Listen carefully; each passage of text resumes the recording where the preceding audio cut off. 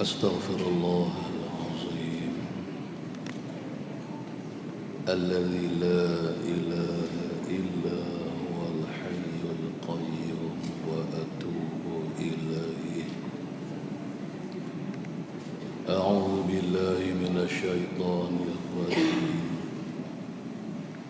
بسم الله سبحان الله والحمد لله ولا إله إلا الله والله أكبر ولا حول ولا قوة إلا بالله العلي العظيم العزيز العليم عدد كل حرف كتب ويكتب أبد الآبدين ودهرا داهرين. رب اشرح لي صدري ويسر لي أمري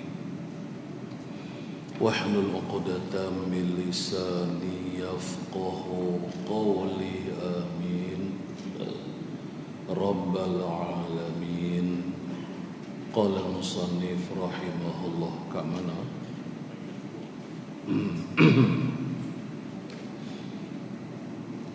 dan faedah yang kedua, dan bermula faedah yang kedua daripada dua faedah ialah bermula menentukan 5 sembahyang dengan segala waktu yang 5 itu ialah pekerjaan ta'abbudiyun. Jadi kita diwajibkan mengerjakan sembahyang fardu sebanyak 5 waktu sehari semalam.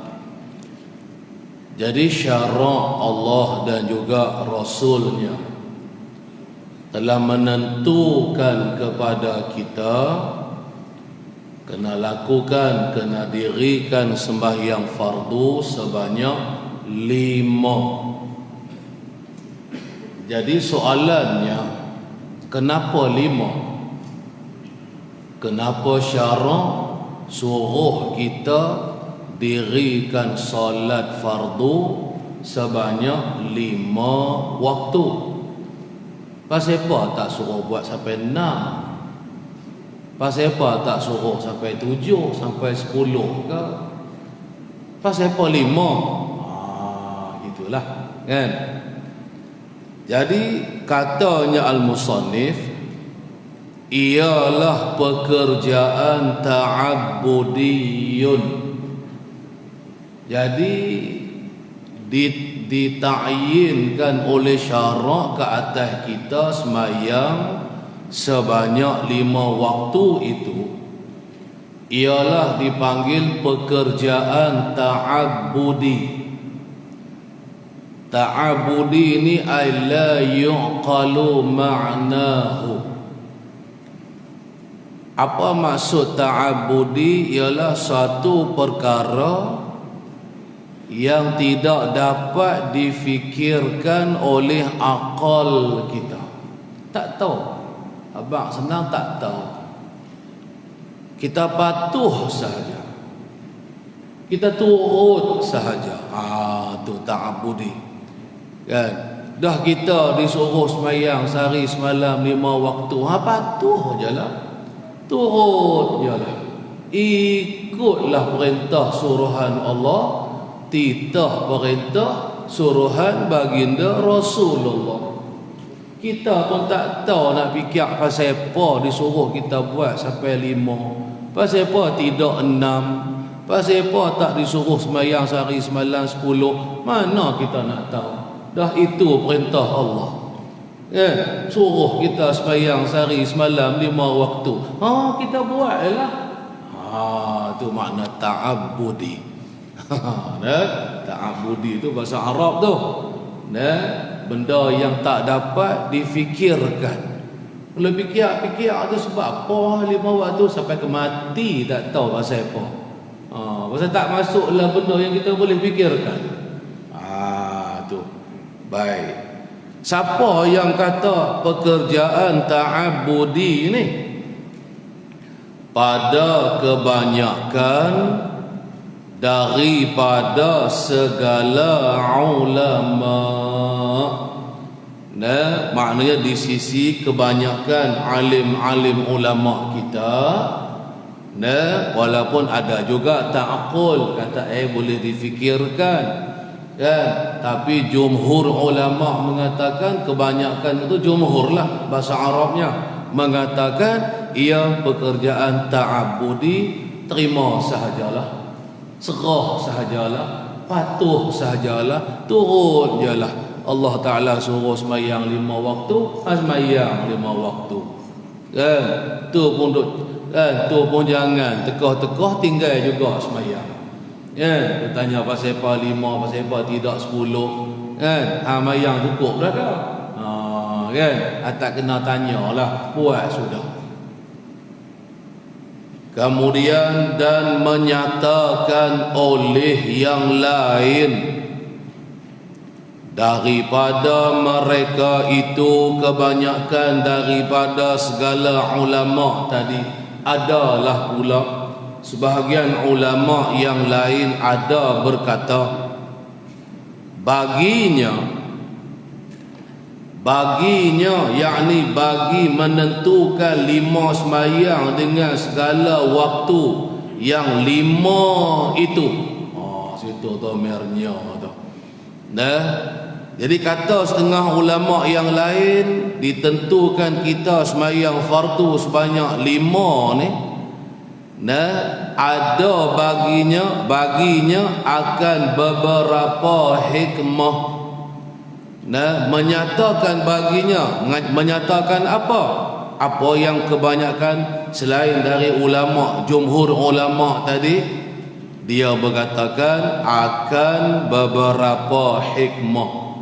Maksudnya disyariatkan kita semayang sehari semalam 5 waktu, ada beberapa hikmah, ada beberapa rahsia. Tu erti dia. Yang mana setengah daripada yang terlebih baik daripadanya tu beberapa hikmah, katanya sebahagian ulama, nah, daripada banyak-banyak rahsia, nah, ada satu yang paling terbaik sekali daripada beberapa hikmah kita disyariatkan semayang sehari semalam sebanyak 5 waktu ni. Apa dia? Ialah supaya ingat oleh manusia akan kejadian diri manusia. Nah, difikirkan lalu dapatlah diketahui apa hikmahnya. Nah, supaya kita yang mengerjakan semayang ni, nah, yang 5 waktu ni lah, kan, setiap kali kita solat dapatlah kita fikirkan tentang kejadian kita ni dijadikan oleh Allah. Kejadian kita tu macam mana? Sekejap lagi dia akan habang lagi. Kerana keadaannya tu manusia diperanak ni dilahirkan. Kita lah mak kita lahirkan kita. Keadaan kita dilahirkan oleh ibu kita seumpama seperti terbit matahari. Terbit matahari itu subuh. Isyarat kata subuh. terbit matahari itu maknanya subuh lah, kan, bermula daripada fajar shadiq, kan, kemudiannya naik keluar matahari. Terbit matahari itu keluar matahari lah, siang pagi, kan. Lagu tu lah umpamanya sembahyang fardu subuh tu umpama kita ketika baru beranak, umpamanya seperti kita tu baru dilahirkan. Baik. Lepas tu apa lagi? Dan naik besarnya tu manusia itu ialah seperti naik matahari. Kemudiannya tubuh kita ni semakin membesar, kan. Mula-mula halus je, besar tapak tangan dia, kecil lagi pun ada, kan. Lepas tu kita ni semakin membesar, besar, duk naik sedang-sedang tubuh badan kita, kan. Itu diumpamakan seperti naiknya matahari. Naik matahari daripada pagi subuh tadi ni, kan. Keluar matahari, naik sebelum zuhur lah. Jadi tinggi naiknya matahari itu ialah seolah-olah seperti kejadian kita yang semakin membesar, daripada halus besar tapak tangan sampai lah ni tinggi lonjong, kan, besar apa lagi, kan. Baik, daripada tak boleh berjalan boleh berjalan, kan. Dari boleh berjalan boleh berlari pula, kan. Kalau cerita lah hak menerap, hak merangkak tu, iyalah tu, kan. Baik, tak apalah. Lepas tu, dan pertengahan tubuhnya, tadi hak belas-belasan tahun lah, dan pertengahan tubuhnya, tubuh manusia, ialah seperti rembang matahari. Dan apabila kita ni dah berumur setengah lah, kan, umur kita, contoh kita kata dah 20-an lah, tu pertengahan, kan. Badan kita pun dah sedap tengah naik ni, kan. Makan pun lalu, minum pun lalu, kan. Buat kerja pun rajin, kuat. Kira makna kata umur dah belah-belah ke 20-an ni, kuat lagi, kan. Nak buat kerja teruk-teruk tak kisah, kan. Jangan hak umur tua dah ni, kan, paksa suruh buat kerja terus lagi, tidur lagi tu lagi, kan. Lain umur muda dengan umur tua ni. Baik, jadi diumpamakan seperti apa? Seperti rembang matahari. Tadi matahari lepas daripada terbit daripada ufuk, naik sampai rembang. Kalau kata pukul 12 tengah hari, matahari terpacak atas kepala tu, tak masuk lohak lagi, belum lohak lagi. Baik. Lepas tu, dan lalunya daripada tengah tubuh, dan lalunya, yakni lalunya manusia, domainnya tu kembali kepada manusia, dan lalunya manusia daripada tengah tubuh. Tadi do tengah-tengah, lebih kurang 20-an. Lalu kemudian matahari dah mula terenjak, nak gelincir, nak masuk lohak, badan kita pun dah koi nak menyusut, koi nak tua orang panggil, kan. Mulanya muda, kan, muda, kan, 20-an, 30-an duk gagah lagi, kan. Mailah pula umur 40-an, kan. Mula nampak uban penuh atas kepala, ya. Janggut pun beruban, misai pun beruban. Awak badan aku asyik tak larat saja, dah tua. Dia ingat muda lagi. Dah kita bukan koi muda ni, kan. Kita koi tua. badan mula tu gagah. Lah dia nak makan nasi sepinggan pun tak habis. Heran lah. Mana heran apa hang tua dah. Makan tak lalu dah. Lagu tu umpamanya. Dulu hentam nasi 2 pinggan. Steady ya. Ikut lupa pun jadi 2 pinggan. Sedap tak sedap? Punya lalu makan. Lah main umur tua ni milih makan. Aku tak mau tak lalu waktu.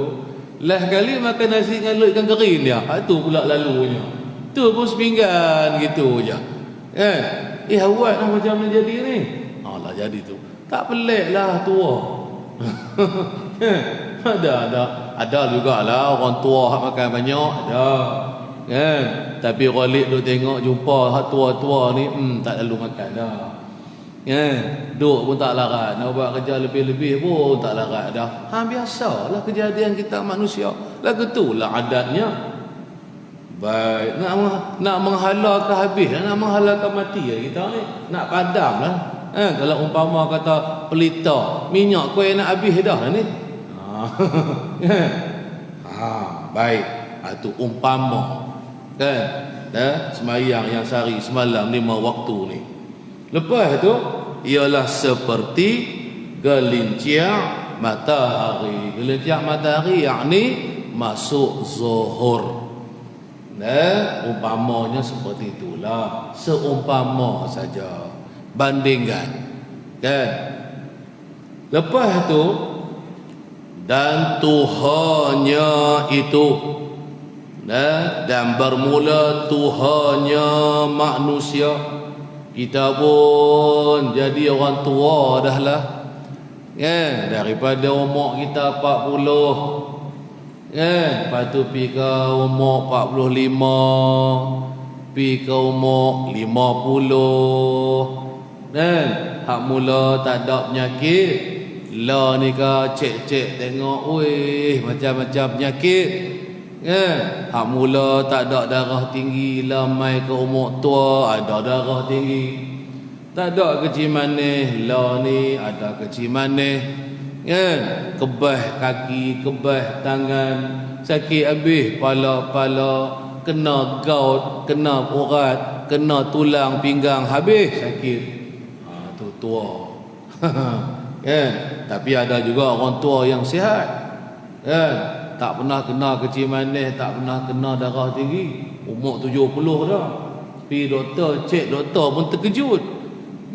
Pakcik ni heran apa tu hak kendak Tuhan dah. Takdir Allah. Bagi dia sihat. Sihatlah. Baik. Itu ialah seperti hampir akan masuk matahari. Umur tua kita, kuih-kuih tua ni dekat-dekat nak matahari tu nak tenggelam dah lah. Masuk asar. Asar tu kuih-kuih nak tenggelam dah matahari. Nak masuk maghrib lah ni, tua kita ni umpamanya. Masuk maghrib, Isya tak ada apa dah lah. Masuk maghrib, lepas tu masuk Isya, umpamanya seperti mati. Lagu tu, peti dia. Lepas tu sambung lagi. Dan mati seorang manusia tadi ialah seperti masuk matahari. Masuk matahari, masuk maghrib, masuk asar. Lepas lohak nak pergi ke asar, dah petang dah, senja dah. Atau kata umur pun senja dah. Betul dah orang tua kata dah. Senja ni makna kata petang banyak dah. Matahari nak terbenam dah, nak tenggelam dah. Umpamanya aku ni tak banyak hari dah tinggal. Tak tahulah, tak lama dah aku nak pejam mata rapat ni. Begitu. Baik, itu asar. Mati kita terbenam matahari. Terbenam matahari masuk maghrib tu diumpamakan seperti kita mati. Lepas kita mati dan fana jisimnya dan binasa, makna fana binasa atau hancur. Dan binasa atau hancur jisim itu tubuh badan. Tubuh badannya manusia ialah seperti hilang asar matahari, iaitu hilangnya kesan matahari, iaitu syafaq yang merah masuk isyak. Masuk maghrib umpama kita mati, maka kita semayang maghrib tu pun kita diingat lagu tu je lah, seolah-olah aku ni mati dah. Duk bayang lagu tu lah. Kita bayang kita mati, habis umur dah lah, tak ada apa lah, malaikat maut pun mai cabut nyawa kita. Lepas tu orang pakai angkat kita buat atas katil ke apa, ikutlah mati dengan sebab apa. Mati tengah tidur ke, mati lah, bawah tayar lori ke, bawah tayar kereta ke, tak tahulah nak mati tak mana, sebab mati tu. Tah mati kena bahan boya boleh jadi juga. Tak tahu bagaimana cara kematian kita, tapi mati itu tentu. Mati sungguh tentu. Akai tak? Akai hukum kan, mesti kita mati ni. Tak ada tongkat langit tapi bila tak mati biar panjang umur beribu-ribu tahun sekalipun, satu hari nanti dia pasti akan mati. Tak matinya Allah saja. Baik. Kemudian lepas masuk maghrib sat lagi dah masuk isyak.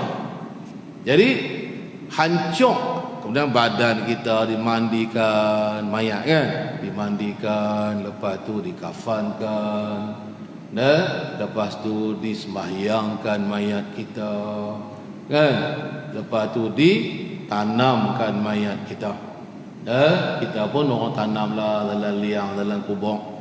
Baik, duduklah kita dalam kubur hari pertama, hari kedua, sampailah berapa-berapa hari.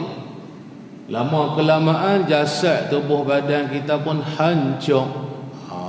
Itulah maksud dia fana jisimnya ni. Dimakan ulat, dimakan cacing, dimakan semut, dihancurkan, dihimpit oleh tanah kubur kita segala bagai. Lalu hancur, binasalah seluruh jasad tubuh badan kita kecuali satu tulang yang dipanggil ajbuz zanab, tulang sulbi hujung kita tu. Hak tu tak hancur. Dan tulang sulbi itu lah esok kita akan dijadikan semula di akhirah, kemudian dibangkit, dibangunkan kita daripada kubur masing-masing. Tulang tu tak hancur lah. Baik. Lalu katanya al-musannif, ialah umpama seperti hilangnya asar tu, mana kesan cahaya matahari. Apa dia asar matahari? Yaitu asar mataharinya ialah syafaq yang merah, yakni warna merah yang ada di balik matahari jatuh tu. Kan lepas masuk maghrib terbenam matahari kan, maghrib. Kemudian lepas maghrib tu cerah lagi langit kan. Lepas tu dia kuih tua lah cahaya kat belah matahari jatuh tu kan. Jadi kalau gelap sikit, gelap tu bukan gelap penuh pun, masih lagi kesan warna, kesan cahaya, suluhan cahaya matahari tu, sampai yang terakhir kuning, merah tua, merah, lepas tua, kuih nak gelap. Hilang warna merah tu, timbul gelap masuklah waktu isyak. Hari tu kita mengaji dah waktu isyak hari tu kan.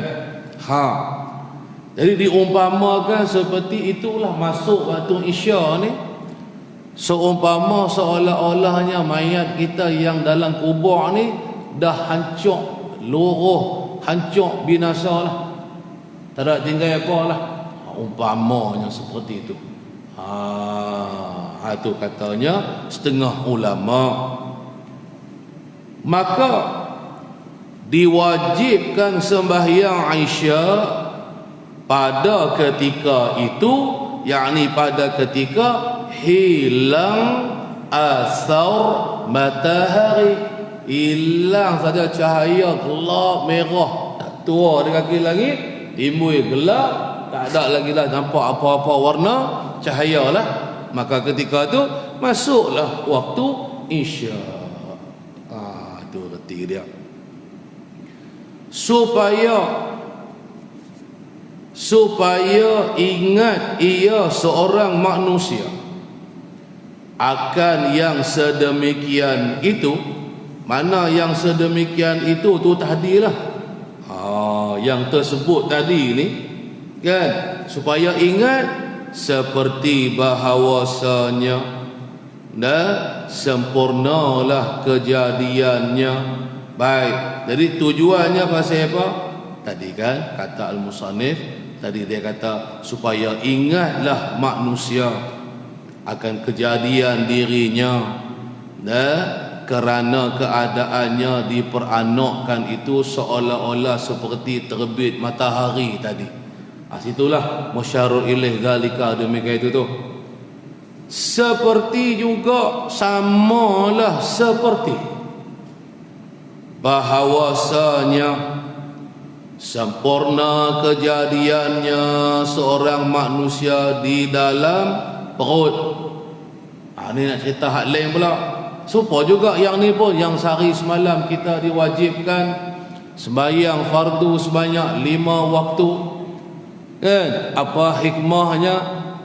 Ni nak abang contoh hikmah. Dan seperti bahawasanya telah sempurnalah kejadian kita dalam perut mak kita, sekurang-kurang mengandung yang dah boleh dah kita tu dilahirkan oleh mak kita ialah 6 bulan 2 lahzah dia panggil. Tu dah sempurna sifat kejadian manusia kita.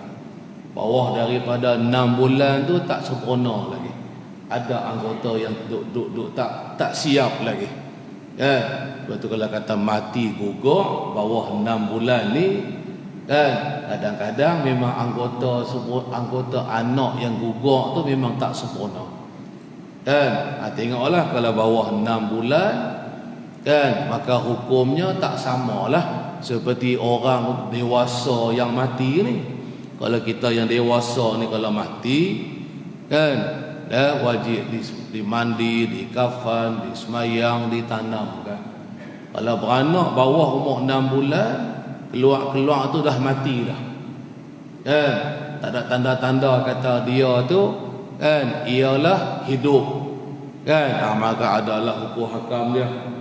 Atas 4 bulan, bawah 6 bulan, lagu mana? Bawah daripada 4 bulan macam mana? Kena mandi dah, kena semayang dah, kena kapan dah. Kau tak kena apa satu, ada huraian dia panjang lagi. Tajuk tu cerita panjang lah. Baik, jadi lalu dah sempurnalah kejadian kita dalam perut mak kita, yang mana kita kata sampai takdir Allah. Dah sampai masa kita tu dilahirkan oleh mak kita kan. Lalu kita pun diberanakkan oleh mak kita. Keluarlah kita daripada perut mak kita. Jadi tak keluar lagi. Baru duk sempurna dalam perut baru. Yang ni baru keluar. Dan bersanggar dan bersengkar. Asalnya bersenggera hanya akan keluar itu. Ya bahasa lama lah gitu. Dan bersenggera hanya akan keluar itu. Apa makna bersenggera hanya ni? Makna gini, yakni tak lama dah kita tu nak dilahirkan. Mana lah gitu. Dekat-dekat dah. Tak lama dah. Tak lama masa dah kita akan dilahirkan oleh mak kita. Dah cukup sempurna dah. Jasad tubuh badan dah umur 7 bulan ke 8 bulan ke, tak 9 bulan ke. Dah dekat-dekat sampai masa dah kita tu dilahirkan oleh mak kita. Tu maksud dia. Dah bersenggera hanya tu akan keluar itu Ialah, ni baru jawabnya, sempurna kejadian kita dalam perut mak kita, dan kita tu dah bila-bila masa dah nak dilahirkan oleh mak kita, itu ialah seperti terbit fajar. Terbit fajar Shadiq masuk waktu subuh tu. Ini yang kedua pula, bandingan sembahyang 5 waktu dengan kejadian kita yang kedua pula ni. Yang mana terbit fajar ni, yang ia terbit fajar ialah muqaddimah bagi terbit matahari. Sebelum nak keluar matahari, dia kena keluar fajar, dia kena masuk subuh dulu. Lepas dah masuk subuh, saat lagi lah, bukan sejam setengah, saat lagi keluarlah matahari, terbitlah matahari. Itulah reti dia, muqaddimah bagi terbitnya matahari. Yang mana yang diserupakan ia terbit matahari ni dengan keadaannya seorang, ialah diperanakan.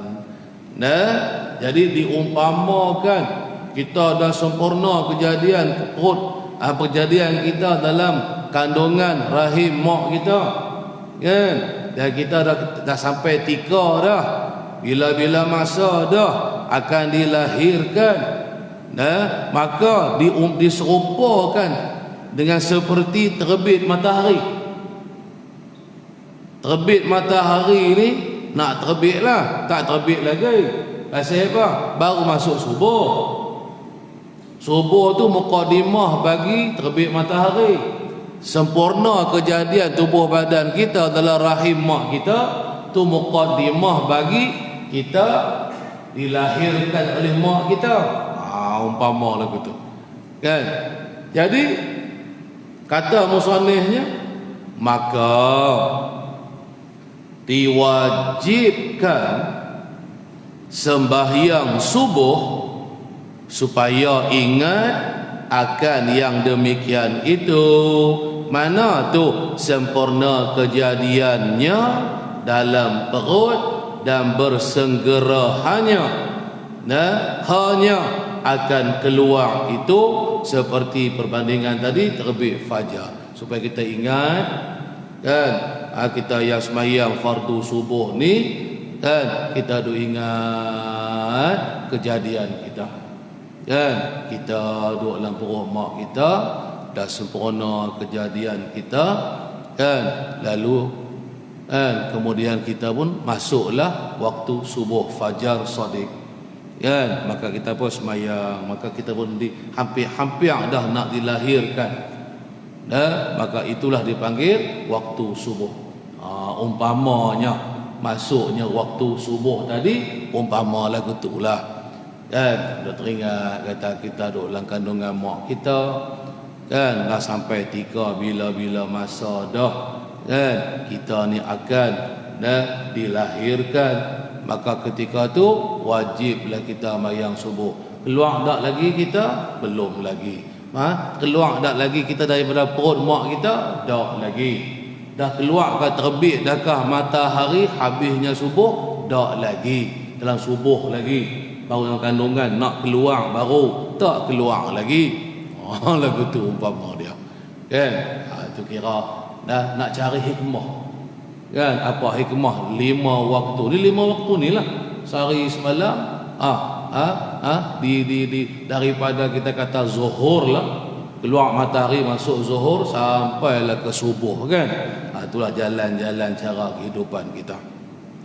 Baiklah, kita berhentilah setakat itu dulu. InsyaAllah lah kita sambung lagi minggu depan.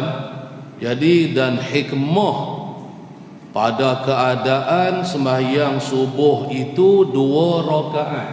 Awal 2 rakaat sembahyang subuh. Pasal apa tak buat 4 rakaat, 3 rakaat ke? Dia nak habaq pasal apa? Hikmah dia. Jadi kita berhenti setakat itu dulu. InsyaAllah lana kita sambung lagi minggu depan. Qala al-musannif, dan hikmah ila akhirih. Wallahu subhanahu wa ta'ala a'lam. Wallahu a'lam. أعوذ بالله من الشيطان الرجيم بسم الله الرحمن الرحيم الحمد لله رب العالمين والصلاة والسلام على سيدنا محمد وعلى آله وصحبه أجمعين اللهم افتح علينا فتوح العارفين بحكمتك وانشر علينا رحمتك وذكرنا ما نسينا يا ذا الجلال والإكرام وصلى الله على سيدنا محمد وعلى آله وصحبه أجمعين والحمد لله رب العالمين تقبل الله منا